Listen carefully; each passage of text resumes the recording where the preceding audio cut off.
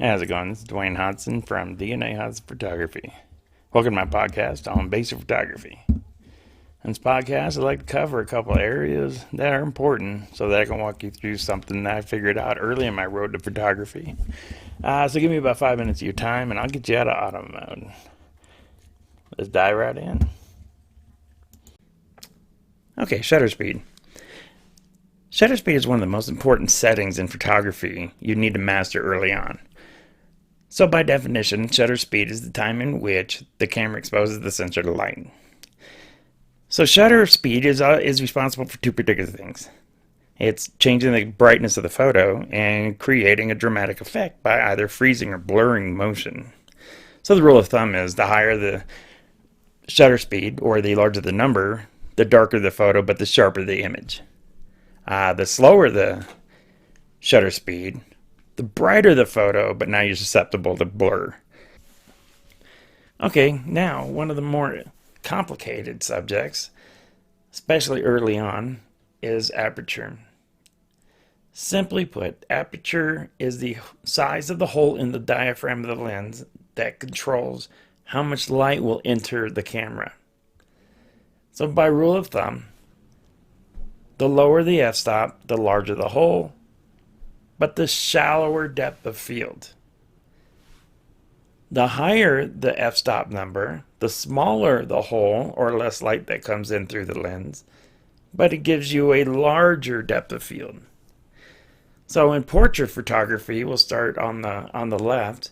You're going to use a low aperture. So this gives you a focused subject and a shallow depth of field. So your subject will be in focus, but the background will be blurred out slightly so that all the attention goes to the subject that's in focus. Now in landscape photography, you want a higher f-stop or a larger depth of field. You don't want anything blurred out in a landscape. You want the subject in focus and what's in front and behind that subject to be in focus.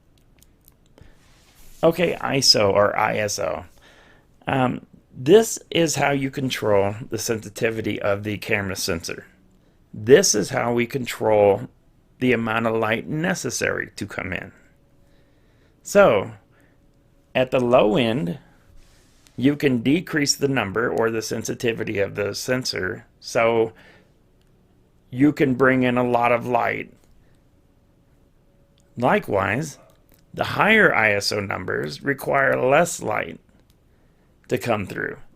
So you can extend your shooting outside in lower light situations. You don't need as much light to come through.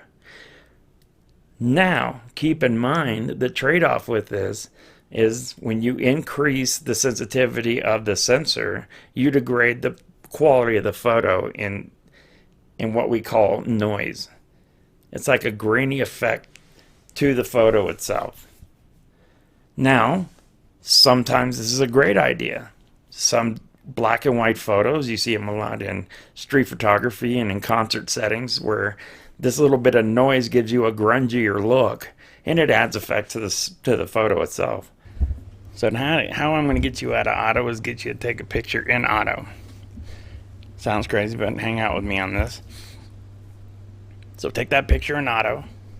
Now on that camera somewhere, you're going to see a little triangle like a play button. Hit that button and that's going to bring out the last picture you took. So auto's is the camera telling you what the optimal scenario is, and it sets the camera up accordingly. If you like that picture in your preview, great. Now hit the info button. Somewhere there's going to be an info button there. Hit that info button, it'll give you all of the settings that the camera adjusted for that perfect scenario. So it should give you the shutter speed, the ISO, the aperture. So you take those down, switch back over to manual, put those in manually, and take that picture again and verify that you get the same result. Now, take those and now you know how to adjust right or left of each one of those settings. So the goal is to try to make that picture better. So don't don't go anywhere with it. Just take that same picture off of the settings you made, verify that it did not change and that you liked it.